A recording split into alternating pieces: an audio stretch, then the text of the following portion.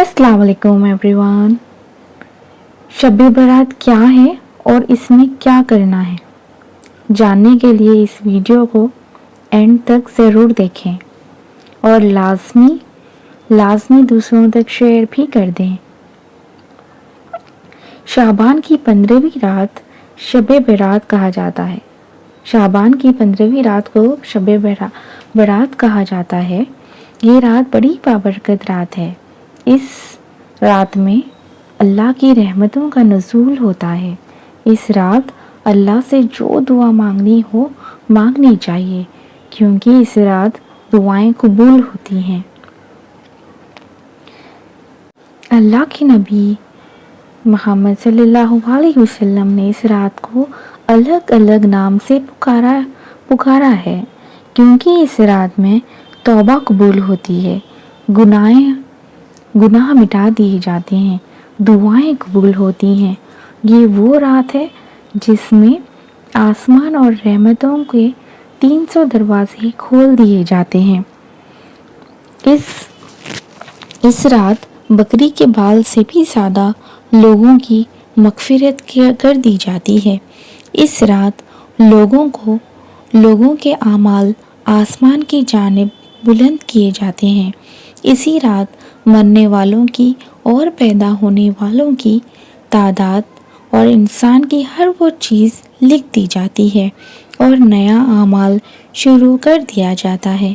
ये रात साल भर का कफ़ारा बनती है और इस रात रिस्क भी तकसीम किए जाते हैं।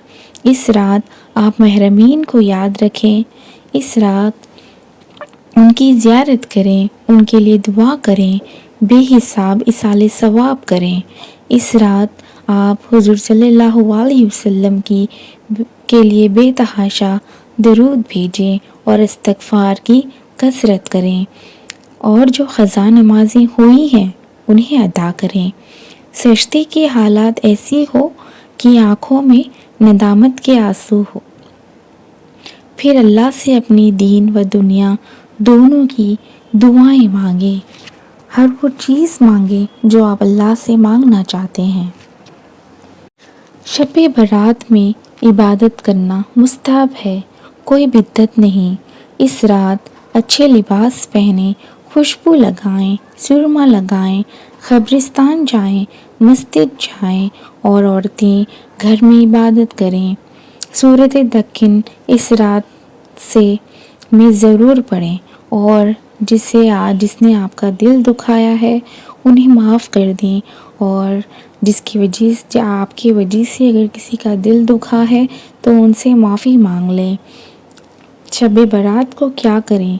सबसे पहले शब बारात को यानी 14वीं या 15वीं को या 15वीं या 16वीं को रोज़ा रखें, या फिर आप सिर्फ 15 को भी रख सकते हैं। हज़रत इमाम अली का फरमान है, जब 15वीं शाबान की रात आए तो उसमें क़याम यानी इबादत करो और दिन में रोज़ा रखो। बेशक अल्लाह ताला गुरूब आफ्ताब से आसमान दुनिया पर ख़ास तसल्ली फरमाते हैं और कहते हैं कि कोई मुझसे मग़फ़िरत तलब करने वाला है उसे मैं बख्श दूँ, और रोज़ी तलब करने वाला है उसे रोज़ी दे दूँ, और कोई मुसीबत में जड़ा हो तो उसे उसकी मुसीबत से दूर कर दूँ। है कोई ऐसा जो इस वक्त तक फरमाया है कि फजर तुलू हो जाए। इस रात सबसे पहले किसी के साथ कुछ भी गलत किया हो तो दिल से माफ़ी मांग लें और ख़ुद भी सबको माफ़ कर दें। अल्लाह ताला हम सबके ईमान की हिफाजत करे और इस मुबारक रात में हमारे नाम भी उनमें शामिल हो जिनकी मग़फ़िरत हो जाए। आमीन आमीन। बहुत ख़ास वजीफ़ा आपसे शेयर कर रही हूँ। इस वजीफ़े को आप सभी शब बारात कर सकते हो। इस वजीफ़े को आप सभी शब बारात में करना है जो आपने, और अपने तलक नहीं रखना है, इसे शेयर भी करना है। ये वजीफ़े को करने के बाद अल्लाह ने चाहा तो बेशक आपकी ज़िंदगी की किसी भी चीज़ की आपको कोई कमी नहीं रहेगी। इंशाअल्लाह आप जो चाहोगे, जो کچھ بھی اللہ سے مانگو گے وہ اس رات میں آپ کو مل جائے گا انشاءاللہ۔ اس وظیفے سے آپ کی زندگی بدل جائے گی۔ شب برات میں کیا کرنا ہے؟ شب برات کے خاص اعمال سن لیں۔ شب برات میں کیا کرنا ہے؟ سب سے پہلے شب برات کو یعنی 14 یا 15 یا 15 یا 16 کو روزہ رکھنا ہے۔ صرف 15 کو بھی رکھ سکتے ہیں۔ شب برات شروع ہونے سے پہلے یعنی 14 شعبان کو عصر کی نماز کے بعد مغرب سے پہلے 40 مرتبہ لا حول ولا قوت الا باللہ العظیم پڑھیں۔ شب برات شروع ہوتے ہی مغرب کی نماز کے بعد غسل کریں، پانی میں 7 عدد بیر کے پتے ڈال کر پانی گرم کریں اور اسی پانی سے غسل کریں، انشاءاللہ سال بھر تک جادو سے محفوظ رہیں گے۔ جب مغرب کی نماز کے بعد 3 بار سورہ یاسین کی تلاوت کریں اور دعا کریں۔ پہلی رزق میں برکت کے لیے پہلی یاسین، دوسری یاسین عمر میں برکت کے لیے، تیسری یاسین جہنم سے آزادی کے لیے۔ آمین۔ رات میں فجر سے پہلے قبرستان جانا سنت ہے۔ اپنے مرحومین کے قبروں کو زیارت کریں اور رات بھر نفل نماز یا پھر قضا نمازیں پڑھیں۔ اس رات کو ضائع نہ کریں اور جتنا آپ سے ہو سکتا ہے اس رات پوری عبادتیں کریں۔ یہ نفل سے زیادہ ضروری ہے۔ زیادہ وقت عبادت میں گزاریں اور تہجد ضرور پڑھیں اور خوب ساری دعائیں کریں تمام مسلمانوں کے لیے، اپنے لیے، رشتہ داروں کے لیے، ہر چیز کے لیے جو آپ چاہتے ہیں وہ سب کچھ کریں۔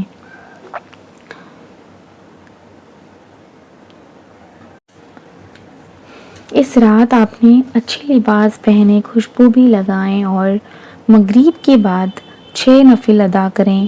15 شعبان کو مغرب کی نماز کے بعد 6 رکعت نماز نفل یوں پڑھیں کہ 2 رکعت درازی عمر بالخیر کی، 2 رکعت دفاف بلا کی، 2 رکعت مخلوق میں کسی کے محتاج نہ ہونے کی۔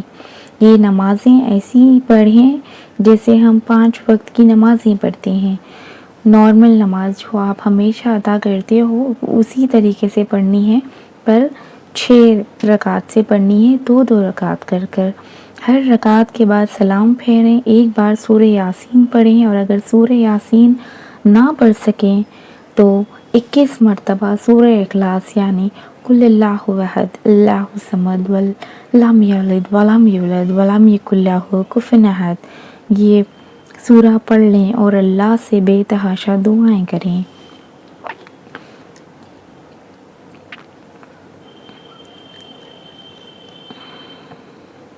امید کرتی ہوں آپ سب نے یہ وظیفہ سمجھ لیا ہوگا۔ اب ہم پڑھتے ہیں شب برات کا خاص دعائیں۔ دیکھنا آپ کی ہر دعا قبول ہو جائے گی، دیکھنا آپ خوشیاں ہی خوشیاں آئیں گی۔ ہر وہ دل کی مرادیں جو آپ کے دل میں ہیں، جو اب تک پوری نہیں ہوئی ہیں، اللہ پاک اس شب برات کے دن بھی وہ پوری کر دیں گا، آپ کی ساری جھولی بھر دیں گے۔ آمین۔ آپ کی ہر وہ مرادیں جو آپ کے دل میں بسی ہیں، آپ کی ہر مشکل، ہر پریشانی میں آسانی پیدا فرما کر دیں گے۔ آمین۔ بیماریاں و آفتوں سے اللہ محفوظ رکھے گا۔ اعمال کرتے وقت امت کا پورے رشتہ داروں کا تصور کریں۔ جس طرح آپ اپنے لیے دعا مانگتے ہیں اسی طرح ان لوگوں کے لیے بھی دعا مانگیں، سچے دل کے ساتھ، ندامت کے ساتھ، آنسو میں ڈوبے آنکھوں کے ساتھ۔ آپ کو ایسی دعائیں کریں جیسے کہ آپ کو سروار ہیں اور مجرم اپنے آپ کو تصور کرتے ہوئے 100 مرتبہ استغفار پڑھیں، پھر اپنے دل سے دعا کریں۔ دیکھنا آپ کی ہر دعا قبول ہوگی۔